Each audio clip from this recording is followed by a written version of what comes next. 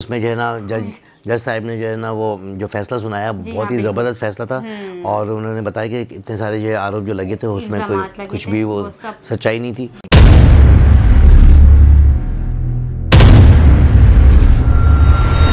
अस्सलाम वालेकुम, नमस्ते, सत श्री अकाल। मैं इरशाद अली खान मेरे साथ मौजूद हैं सिमल शेख। अस्सलाम वालेकुम, नमस्ते, सत श्री अकाल। कैसे हैं आप लोग? उम्मीद करती हूँ खैरियत से होंगे, जहाँ होंगे खुश होंगे, मज़े में बढ़िया होंगे। जी दोस्तों, आज फिर हम आपके सामने मौजूद हैं एक नई वीडियो का रिएक्शन के लिए। इससे पहले कि रिएक्शन स्टार्ट करें, बहुत शुक्रिया, आप हमारा चैनल देखते हैं और आपके कमेंट्स आते हैं। आपसे रिक्वेस्ट है कि हमारे चैनल को लाइक करें, सब्सक्राइब करें, ताकि आने वाली तमाम वीडियो आप तक पहुँचती रहें। तो चलते हैं पहले वीडियो की जानिब। जी तो दोस्तों, चलते हैं वीडियो की जानिब। वीडियो का टाइटल है नरेंद्र मोदी इन आपकी अदालत पार्ट 6 2014।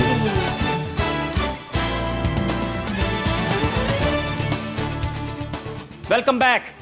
आपकी अदालत में आज हमने मुकदमा चलाया भारतीय जनता पार्टी की तरफ से प्रधानमंत्री पद के उम्मीदवार नरेंद्र मोदी पर। हमने नरेंद्र मोदी से इलेक्शन कैंपेन के दौरान लग रहे हर इल्जाम पर सफाई मांगी। अब वक्त है आपकी अदालत में आज के जज, जाने माने विचारक, लेखक डॉक्टर पुष्पेश पंत के फैसले का। आज इस अदालत में जो मुकदमा चलाया गया वो कई मामलों में असाधारण है। इस देश में ऐसा तो हुआ है कि जो कुर्सी पर बैठे हुए प्रधानमंत्री हैं वो दैत्याकार भ्रष्टाचारों के आरोप में कटघरे में खड़े किए जाते रहे हैं, मगर ये शायद पहली बार हो रहा है कि जो प्रधानमंत्री पद का दावेदार मात्र भर है उसे भावी प्रधानमंत्री मानकर शपथ ग्रहण करने के पहले ही इस कटघरे में खड़ा कर दिया गया है। दूसरी अहम बात जो ध्यान देने लायक है और अदालत उसे रेखांकित करना चाहती है कि पिछले 12 साल से ये अभियुक्त निरंतर अदालतों के कटघरे में खड़ा किया जाता रहा है, मीडिया के कटघरे में खड़ा किया जाता रहा है, और कोई भी विपक्षियों की सरकार होते हुए, जांच के सारे साधन उनके पास होते हुए 10-12 वर्षों में गुनहगार साबित नहीं किया जा सका है। तीसरी बात जो कानून के राज के साथ जुड़ी है, इस देश की सर्वोच्च न्यायालय की निगरानी में सीधे काम कर रही स्पेशल इन्वेस्टिगेटिंग टीम ने सबूतों के अभाव में उन्हें मुजरिम नहीं पाया है। इस सब के बावजूद कानून के एक बुनियादी सिद्धांत की अवहेलना करते हुए कि बार बार एक ही मुकदमे में बरी किए जाने के बाद किसी व्यक्ति पर बार बार मुकदमा कायम नहीं किया जा सकता, ये काम आज भी जारी है।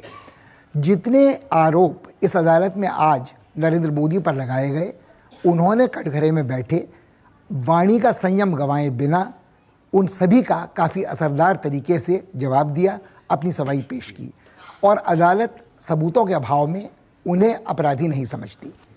पर यह अदालत अपना कर्तव्य समझती है कि मोदी जी को सतर्क करे कि आने वाले 5 वर्षों में भी या शायद उसके बाद भी वो लगातार बार बार कटघरे में खड़े किए जाते रहेंगे, क्योंकि इस देश की 1.25 अरब जनता अपने प्रधानमंत्री से ये कड़ी पड़ताल पूछताछ करती रहेगी कि उनके सपनों को साकार करने के लिए चुनाव अभियान के दौरान जो वादे उन्होंने किए हैं उन्हें वो कैसे पूरा करते हैं।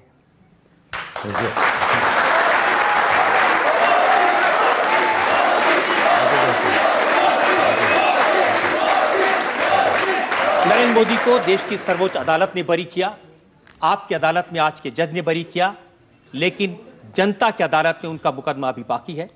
देश भर में लोकसभा का चुनाव है, असली फैसला जनता जनार्दन को करना है। आप मालिक हैं इस देश के, आपको तय करना है कि नरेंद्र मोदी की बातों में कितनी सच्चाई है। आपको तय करना है कि क्या नरेंद्र मोदी इस देश के लिए वाकई में एक कुशल शासक, कुशल प्रधानमंत्री हो सकते हैं। फैसला आपके हाथ में है। चुनाव के मौके पर हमारा लिए वक्त है आपसे विदा लेने का। अगले सप्ताह आपसे मिलेंगे एक और अदालत लेकर, तब तक के लिए नमस्कार।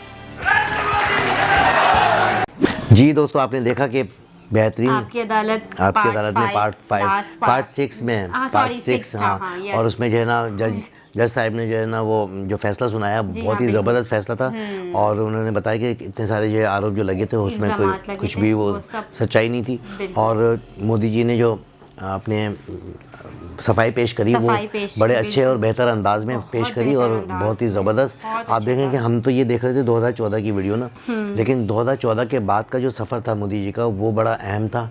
और आज तक जो सफ़र चल रहा है तो उसमें भी डे बाय डे जो है कामयाबियों की सीढ़ियाँ जो है ना वो चढ़ते चलते आज जो है ना बहुत ही मजबूत एक जो है ना कैंडिडेट की हैसियत से इंडिया में जो है मौजूद हैं।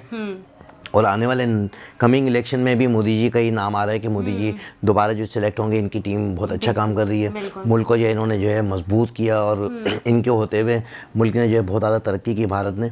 और आप ये देखें कि पूरी दुनिया की नज़रें जो है इंडिया के ऊपर हैं कि जितनी तेज़ी से इनका ट्रेड जो है ऊपर जा रहा है और उतनी तेज़ी से किसी और मुल्क का इतनी तेज़ी से देश ऊपर नहीं जा रहा है। कोविड आने के बाद सिमल आप ये देखें कि तमाम तर पूरी वर्ल्ड वाइड जो है ना कंट्रीज जो है ना बैठ गई थी नीचे, लेकिन एक इंडिया वाइड ऐसा मुल्क है जिसमें कि इन्होंने जो है ना बहुत जल्दी जो है ना ग्रो किया। इनकी GDP जो रेट है वो आसमान को जा रहा है। और जो अभी हाल ही में जो पॉलिसी अनाउंस की है मोदी जी ने, उसमें तो 4 चांद लग गए।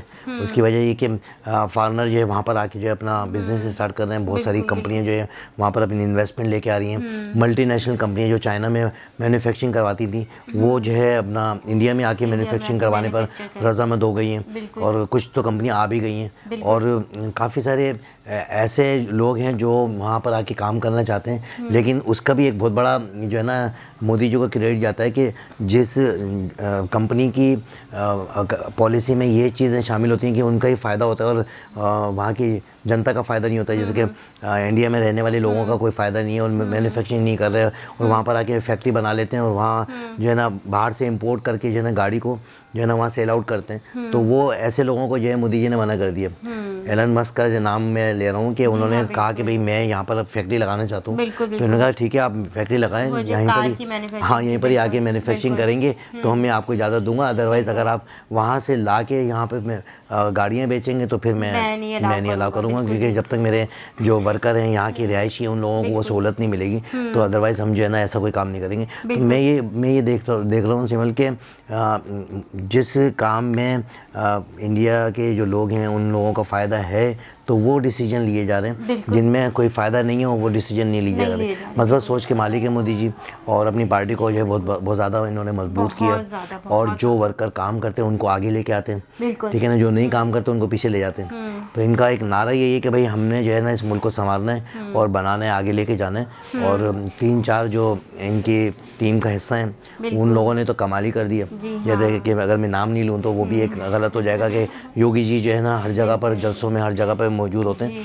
अच्छा, फिर नितिन गडकरी और रेलवे के मिनिस्टर और जो अपना ये खारजा पॉलिसी का जो जिन्होंने जो है ना ये काम संभाला हुआ है उनकी एक बहुत अच्छी जो है ना वो पॉलिसी है कि वो खारजा पॉलिसी मजबूत है।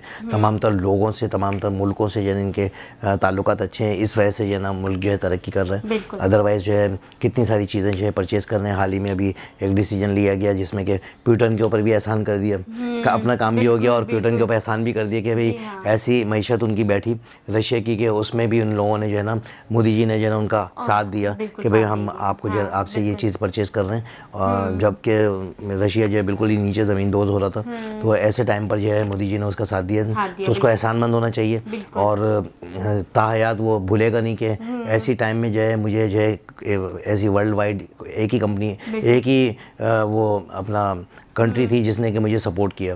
तो दोस्तों आपने देखा कि कितना अच्छा काम मोदी जी कर रहे हैं और हम तो देख रहे हैं वीडियो में और जो चीज़ें नज़र आ रही हैं उससे तो उनके ऊपर वैसे ही जो लगे थे वो वैसे ही उनसे बरी हो गए थे। इतने प्यारे अंदाज से उन्होंने जवाब दिया और पोलाइटली तरीके से और जो है क्योंकि उनको मेरे ख्याल से उनको गुस्सा नहीं आता। गुस्सा आता है, ऐसी बात तो नहीं है कि नहीं आता होगा। अच्छी और बुरी बातों पे तो अच्छी बात पे तो कोई गुस्सा नहीं आएगा लेकिन बुरी बात पे तो गुस्सा आएगा। लेकिन अभी ये देखिए ना हमने पूरा पार्ट 6 कर लिया, पार्ट 5 तक जो इल्जामात उनके ऊपर लगे हैं अगर कोई दूसरा शख्स होता तो उसे यकीनन कहीं ना कहीं पे तो गुस्सा आ ही जाता। अच्छा मैं ये ऐसे ये वाला इल्जामात मेरे ऊपर क्यों दे रहे हैं? अच्छा मैंने अभी हाल ही में एक वीडियो देखी थी मोदी जी की, उसमें ये कहा था कि मैं तपिश जो है ना मैंने बर्दाश्त की हुई है, कि ये तमाम तकलीफ़ें मैं बर्दाश्त कर चुका हूँ। तो मुझे कोई एहसास नहीं होता कि मैं इतना काम कर रहा हूँ या मुझे जो गर्मी लग रही है या मैं जो है हार्ड वर्किंग कर रहा हूँ, मैं सो नहीं रहा, मैं काम कर रहा हूँ, ट्रैवलिंग कर रहा हूँ। तो ऐसी चीज़ें जो है इनके ऊपर कोई असर नहीं रखती क्योंकि इन्होंने बचपन से जवानी और जवानी से यहाँ तक का जो सफ़र है वो स्ट्रगल में ज़िंदगी गुजर गई और अच्छे बुरे हालात इन्होंने देखे हैं। जब सारी चीज़ों से आगा हैं तो लाजिम बात है फिर इनको क्या। और वो कह रहे थे ना शायद मुझे बनाया इसीलिए गया है कि मैं हर जगह फिट हो जाता हूँ। बिल्कुल बिल्कुल कहीं पे भी मेरे लिए कोई प्रॉब्लम नहीं होती है, भले वो कोई भी काम हो, कुछ भी करना हो, मैं वहाँ जाकर एग्जैक्टली फिट वाली बात पे मैं हंसी आ रही है मुझे कि वहाँ पर अपना एक जगह जो है ना, एक वर्ल्ड वाइड जो है ना कोई मीटिंग हो रही थी, वहाँ पर मैंने मोदी जी को देखा कि तमाम तर कंट्रीज़ के जो है प्राइम मिनिस्टर मौजूद हैं, और मोदी जी जब वहाँ पहुँचे तो एक खुशी की लहर आ गई, और वो जो पहले से खड़े हुए थे मिनिस्टर, प्राइम मिनिस्टर अदर्स जो है कंट्रीज़ के, तो उन लोगों में एक खुशी की लहर आ गई कि मोदी जी आ गए, तो बगलगीर हो रहे हैं और मिल रहे हैं, ऐसे मिल रहे हैं जैसे दोस्तों की तरह। तो मैंने बोला देखो कितने अच्छे रवाबित हैं कि एंट्री हुई है, और आते ही जो है ना इन्होंने जो है ना एक वहाँ का जो मौजूदा जो माहौल था उसमें जो है ना चार चांद लग गए। तो ये मोदी जी की जो है ना एक खासियत है कि जहाँ जाते हैं वो अपनायत कर लेते हैं और सामने वाले को अपने जैसा बना लेते हैं। तो ये एक बहुत बड़ा फ़न होता है, फ़न होता है उनके अंदर है बिल्कुल। और इसी वजह से जो है जनता जो है सारी इनके साथ है, और वहाँ की इंडिया की जितनी भी आवाम है वो साथ देती है कि भाई इनकी पॉलिसियाँ अच्छी हैं, पॉलिसियों को सराहते हैं। तो दोस्तों आपने देखा कि ये इतना अच्छा फैसला और आपकी अदालत का, तो हमें भी आपके फैसले की बहुत अशद जो है ज़रूरत है हमारे चैनल को, कि ताकि हमारे चैनल को आप लाइक करें, सब्सक्राइब करें। आने वाली तमाम तर वीडियो का रिएक्शन हम देते रहेंगे, और आपकी मोहब्बत चाहत का बहुत शुक्रिया कि बिल्कुल ज़रूर आप लोग हमें कमेंट किया करें और सजेस्ट किया करें, ताकि हम नेक्स्ट वीडियो हमें आइडिया होता रहे, हम उसी हिसाब से, ताकि हम अपना इलेक्शन भी जीतते रहें हमारा जो इलेक्शन है हम उसमें भी जो जीतते रहें। तो दोस्तों इसके साथ ही मुझे और सिमल शेख को इजाज़त दें। चलते चलते फिर हमारे वही अल्फाज, अपने और अपने आसपास वाले लोगों का ख्याल रखें, खासतौर पर पड़ोसियों का, रिश्तेदारों का, दोस्तों का, बहन भाइयों से प्यार करें, माँ बाप की खिदमत करें। मुझे और सिमल शेख को इजाज़त दें। अल्लाह हाफिज़।